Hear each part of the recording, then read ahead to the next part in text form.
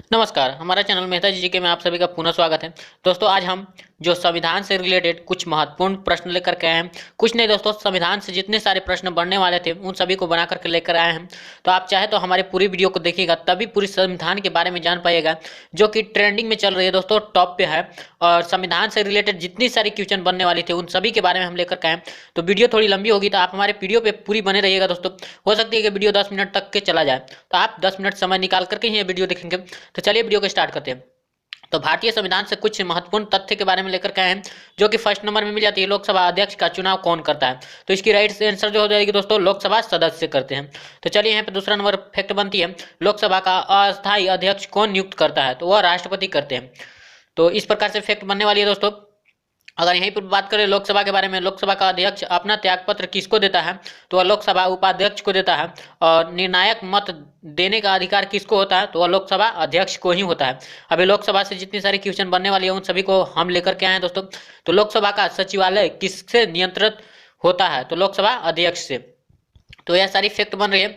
और अगर बात कर ले यहीं पे भारत के प्रथम लोकसभा अध्यक्ष कौन थे? तो जीवी मलंकार थे।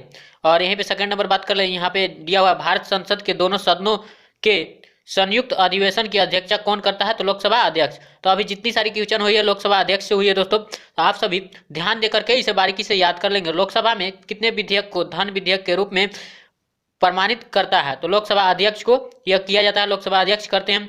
और यहीं पे बात करते हैं किस समिति का पदेन अध्यक्ष लोकसभा अध्यक्ष होता है? तो नियमित समिति के। और यहीं पे लोकसभा अध्यक्ष महासचिव की नियुक्ति की कौन करता है दोस्तों? तो यह लोकसभा के स्पीकर जो होते हैं वह इनका नियुक्ति करते हैं। यहीं पे बात कर ले, कोई स्पीकर के खिलाफ अविश्वास प्रस्ताव लाता है तो उसे क्या होगा? केस हेगड़े होगा। और यहीं पे बात कर ले, लोकसभा का जनक किसे माना जाता है? तो जीवी मलंकार को लोकसभा का जनक माना जाता है। यहीं पे बात करें लोकसभा के प्रथम उपाध्यक्ष कौन थे? तो यह थे अनंत संयतम आपंगर। तो इस प्रकार से हर एक फैक्ट हमारी क्वेश्चन पे मिलती है दोस्तों। और अगर आप हमारे चैनल्स को सब्सक्राइब करते हैं, बेल आइकन ओपन करते हैं तो दोस्तों आपको दिन भर में दो नोटिफिकेशन देखने को मिलेगी, जो कि एक प्रीवियस ईयर क्वेश्चन के लिए होती है और एक जीएस से रिलेटेड होती है। तो चलिए दोस्तों, नेक्स्ट नंबर हम बात कर लेते हैं, किस लोकसभा अध्यक्ष का कार्यकाल सबसे लंबा रहा है? तो वह लोकसभा का जो थे वह बलराम जाखड़ थे, बलराम जाखड़। और यहीं पे हम बात कर लेते हैं, लोकसभा अध्यक्ष या उपाध्यक्ष की अनुपस्थिति में लोकसभा की अध्यक्षता कौन करता है? तो लोकसभा का वरिष्ठतम सदस्य जो सबसे ऊंचे पद पे होते हैं वह करते हैं। और यहीं पे बात कर ले, राष्ट्रमंडल के अध्यक्षों के सम्मेलन का पद महासचिव कौन करता है? तो लोकसभा का महासचिव करते हैं। तो अगर कुछ समझ में नहीं आए दोस्तों तो आप हमें कमेंट कर सकते हैं या हमारे व्हाट्सएप ग्रुप से ज्वाइन हो सकते हैं, जिसका लिंक डिस्क्रिप्शन बॉक्स में दिया हुआ है। तो यहीं पे बात करें लोकसभा, भारत के लोकसभा अध्यक्ष किस देश को हाउस ऑफ कॉमर्स के अध्यक्ष की तरह होते हैं? तो यह इंग्लैंड की तरह होते हैं दोस्तों, जस्ट इंग्लैंड से यह लिया गया है। तो चलिए यहीं पे बात कर लेते हैं, लोकसभा का सचिवालय किसके प्रत्यक्ष पर्यवेक्षण एवं निरीक्षण का कार्य किया जाता है? तो लोकसभा अध्यक्ष के द्वारा। तो दोस्तों यहीं पे बात कर लेते हैं हम नेक्स्ट नंबर क्वेश्चन की। तो भारत की प्रथम महिला लोकसभा अध्यक्ष कौन है? तो यह मीरा कुमार था दोस्तों, मीरा कुमार। यही पे भारत के प्रथम प्रधानमंत्री नियुक्ति कौन करता है दोस्तों? तो यह राष्ट्रपति करते हैं। प्रधानमंत्री नियुक्ति कौन करते हैं? राष्ट्रपति। यहीं पे योजना आयोग का अध्यक्ष के बारे में बात कर लेते हैं, प्रधानमंत्री इनकी करते हैं। और यहीं पे संघीय मंत्रिमंडल का बैठक का सभापति कौन होता है? तो ये भी प्रधानमंत्री ही होते हैं। तो अगर हम फिलहाल में बात करें कौन प्रधानमंत्री है दोस्तों? तो यह नरेंद्र मोदी है। यहीं पे हम नेक्स्ट नंबर क्वेश्चन की बात करें तो प्रधानमंत्री का कार्यकाल कितने वर्ष का होता है? तो यह 5 वर्षों का। बट नरेंद्र मोदी अभी 2014 से चल रहे हैं, 2014 से 2019 में एक चुनाव हुआ और 2019 से लेकर के अभी 2024 तक यह फिर से चलेंगे। तो अगर बात कर ले प्रधानमंत्री पद से त्याग देने वाले पहले प्रधानमंत्री कौन थे? तो यह मोरारजी देसाई थे दोस्तों। आप सभी इस क्वेश्चन को VVI लगा लीजिएगा, VVI यह क्वेश्चन इंपोर्टेंट है दोस्तों, एग्जाम में पूछी जाती है। मोरारजी देसाई जो थे वह प्रधानमंत्री के त्याग पत्र दिए थे। वह कौन से प्रधानमंत्री सबसे अधिक समय तक प्रधानमंत्री रहे हैं? तो वह पंडित जवाहरलाल नेहरू थे दोस्तों। वह 3 बार लगातार प्रधानमंत्री रह चुके हैं। यह बात कर ले प्रधानमंत्री बनने के लिए न्यूनतम आयु की सीमा कितनी होती है? तो वह 25 वर्ष होती है। यही बात कर ले संसदीय शासन प्रणाली सर्वप्रथम किस देश से लागू की गई थी? तो यह ब्रिटेन से लिया गया था दोस्तों, यहीं से लागू की गई है। यहीं पे बात करें भारतीय संविधान के अनुसार तथ्यात्मक संप्रभुता किसके निहित है? तो यह मंत्री प्रधानमंत्री में निहित है दोस्तों। और यहीं पे बात करें भारत के प्रथम प्रधानमंत्री कौन थे? तो वह पंडित जवाहरलाल नेहरू थे, जो कि सबसे अधिकतम समय तक प्रधानमंत्री के पद पर रहे हैं। तो यहीं पे बात करें अभी तक कितने प्रधानमंत्रियों की मृत्यु अपने पद पर रहते हुए हो गई है? तो यह 3 लोगों की मृत्यु अपने पद पर रहते हुए हो गई है। यहीं पे बात करें प्रधानमंत्री को पद गोपनीयता की शपथ कौन दिलाता है? तो इसकी राष्ट्रपति दिलाते हैं दोस्तों। और अगर बात करें कि राष्ट्रपति का जो शपथ कौन दिलाता है, तो वह जो उच्च न्यायालय ने दोस्तों, वो सर्वोच्च न्यायालय के जो न्यायाधीश होते हैं, मुख्य न्यायाधीश, वह दिलाते हैं। तो यहीं पे बात कर ले नेक्स्ट नंबर क्वेश्चन की। तो दोस्तों वीडियो लंबी हो रही है, तो आप सभी हमारे वीडियो के साथ पूरी बने रहिएगा। देर न करते हुए सभी क्वेश्चन को हम जल्दी जल्दी से आप सबको बता देते हैं।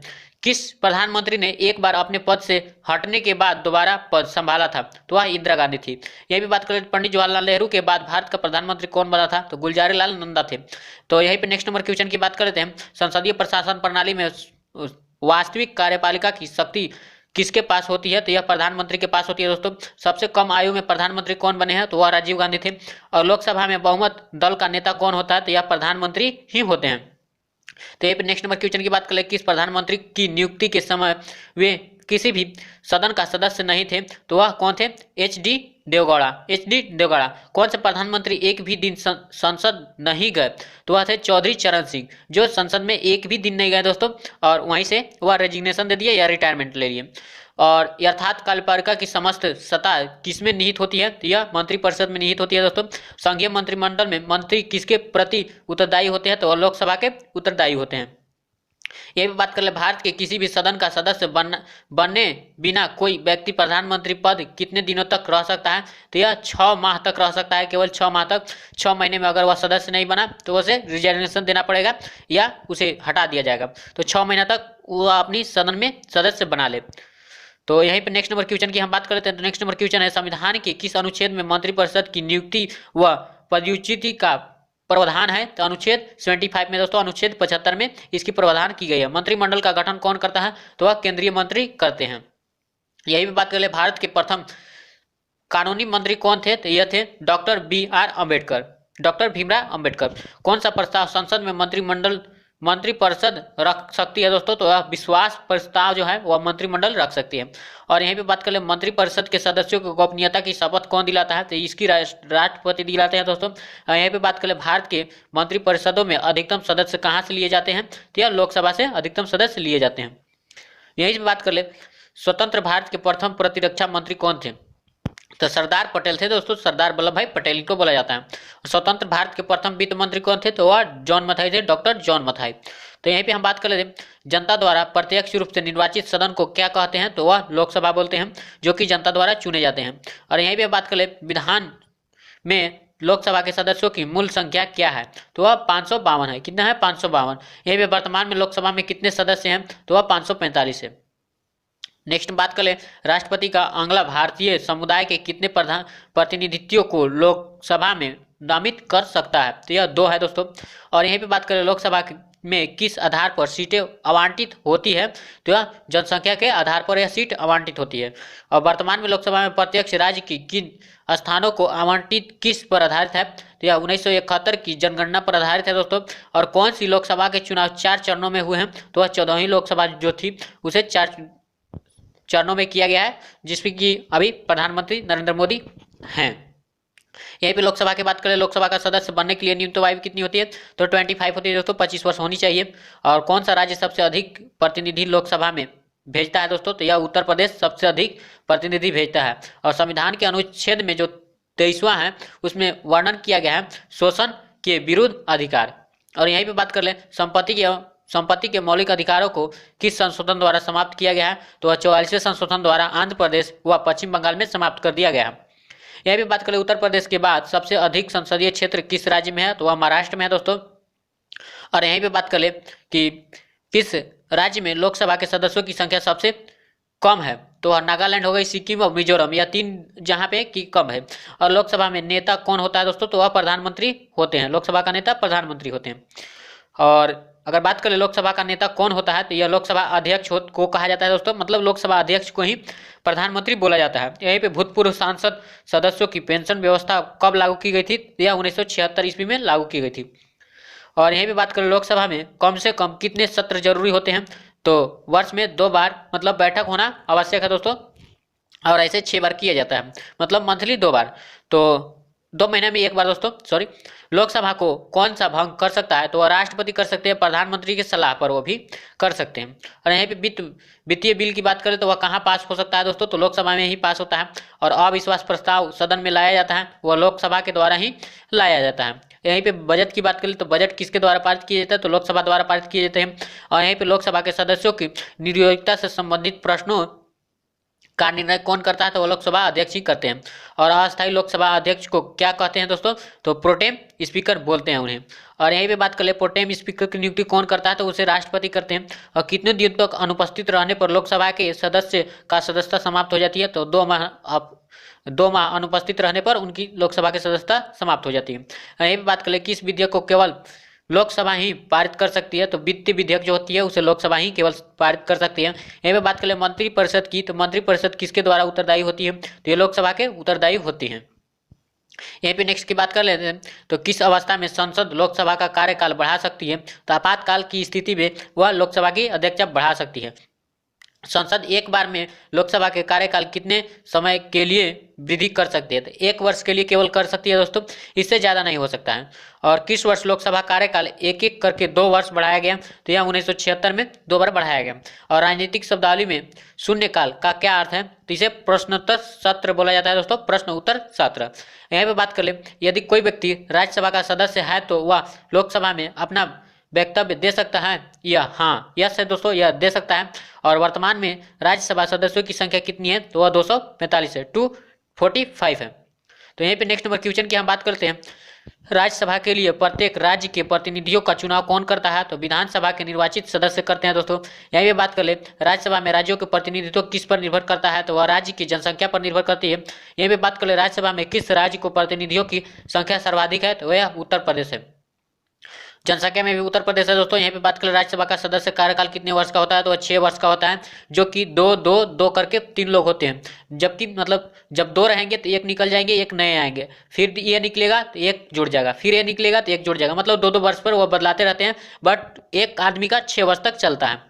यहीं पे बात कर लेते हैं हम, राज्यसभा में सदस्यों बनने के लिए न्यूनतम आयु कितनी चाहिए, तो वह 30 वर्ष होनी चाहिए। यहीं पे हम बात करते हैं किस सदन को भंग नहीं किया जा सकता है, तो वह राज्यसभा को कभी भंग नहीं किया जा सकता है दोस्तों। लोकसभा की बात करें तो लोकसभा व राज्यसभा पूर्ण संख्या है, जो कि कुल सदस्यों का 1/10 भाग होता है। यही भी बात करें वह कौन सा सदन है जिसका अध्यक्ष उस सदन का सदस्य नहीं करता, तो वह राज्यसभा है दोस्तों। और लोकसभा द्वारा पारित धन विधेयक राज्यसभा को प्राप्त होने कि कितने दिन बाद तक लोकसभा को लौटाया जा सकता है, तो वह 14 दिनों में लौटाया जाता है दोस्तों। 14 दिनों में लौटाया जा सकता है, इससे पहले भी लौटाया जाना चाहिए। तो अगर राज्यसभा की बात करें, राज्यसभा एक अस्थायी सदन है, क्योंकि यह कभी भंग नहीं होता और इसके 1/3 सदस्य प्रति 2 वर्ष बाद सेवानिवृत्ति हो जाते हैं, मतलब 2 वर्ष के बाद 1/3 भाग आ जाती है, जैसे कि बोले 1/6 बोले 6 आदमी की, उसी प्रकार से। ये भी बात कर ले राज्यसभा के सदस्यों को नामित करने का अधिकार किसको है, तो वह राष्ट्रपति को है। राज्यसभा की प्रथम महिला सचिव कौन थी, तो BS रमा देवी थी। यहीं पे हम बात करते हैं नेक्स्ट क्वेश्चन की, राज्यसभा का पहली बार गठन कब हुआ था, तो वह 3 अप्रैल 1952 में हुआ था। और राज्यसभा की प्रथम बैठक कब हुई थी, तो 13 मई 1952 में ही हुई थी। और यहीं पे बात कर ले भारत में किसकी स्वीकृति की बिना कोई भी सरकारी खर्चा नहीं किया जा सकता है, तो वह संसद में। और यहीं पे बात कर लेते हैं राज्यसभा के सभापति की अनुपस्थितियों में राज्यसभा का संचालन कौन करता है, तो उप सभापति करते हैं। राज्यसभा के द्विवार्षिक चुनाव को अधिसूचना कौन जारी करता है दोस्तों, तो निर्वाचन आयोग करता है इसकी अधिसूचना जारी। और यही भी बात कर लें केंद्रीय संसद राष्ट्रहित में राज्य सूची के विषयों पर कानून कब बन सकता है, तो राज्यसभा में उपस्थित सदस्यों को 2/3 बहुमत पर यह बन सकता है। राज्यसभा की 2 बैठकों के माध्यम समानांतर कितना होना चाहिए, तो यह अधिकतम 6 माह होना चाहिए दोस्तों। तो यहाँ पे नेक्स्ट नंबर क्वेश्चन की बात कर लेते हैं हम, तो किन किन राज्यों में राज्यसभा के प्रतिनिधि नहीं है, तो अंडमान निकोबार, चंडीगढ़, दादरा नगर हवेली, लक्षद्वीप और दमन द्वीप। और राज्यसभा के प्रति उत्तरदायी कौन होता है दोस्तों, तो यह मंत्रिपरिषद होती है। दोस्तों यहीं पे हम वीडियो को समाप्त कर रहे हैं, क्योंकि वीडियो बहुत लंबी हो चुकी है दोस्तों। यह भी जो पार्ट बची है वो हम दूसरे वीडियो में लेकर के आएंगे, जो कि चलिए एक और क्वेश्चन, 2 क्वेश्चन बात कर लेते हैं। भारत के कौन से प्रधानमंत्री राज्यसभा के सदस्य रहे हैं, तो श्रीमती इंदिरा गांधी व मनमोहन सिंह, यह दोनों राज्यसभा के सदस्य रहे हैं। यहीं पे बात कर लेते हैं, भारत के उपराष्ट्रपति की तुलना में किस देश के उपराष्ट्रपति की जा सकती है, तो संयुक्त राज्य अमेरिका की। तो दोस्तों यहीं पे वीडियो लास्ट करती है। आप हमारे चैनल पर नए होंगे तो सब्सक्राइब कीजिएगा चैनल को और बेल आइकन ओपन कीजिएगा, और वीडियो को लाइक कीजिएगा, वीडियो को शेयर कीजिएगा। दोस्तों वीडियो कैसी लगी वीडियो पे कमेंट करके जाइएगा, वीडियो लंबी हो जाएगी इसलिए हम वीडियो को यहीं पे समाप्त करते हैं। अगली वीडियो में इन सभी के बारे में हम डिस्कस करेंगे। तो चलिए फिर मिलेंगे इस प्रकार वीडियो के साथ दोस्तों, तब तक के लिए बाय, जय हिंद।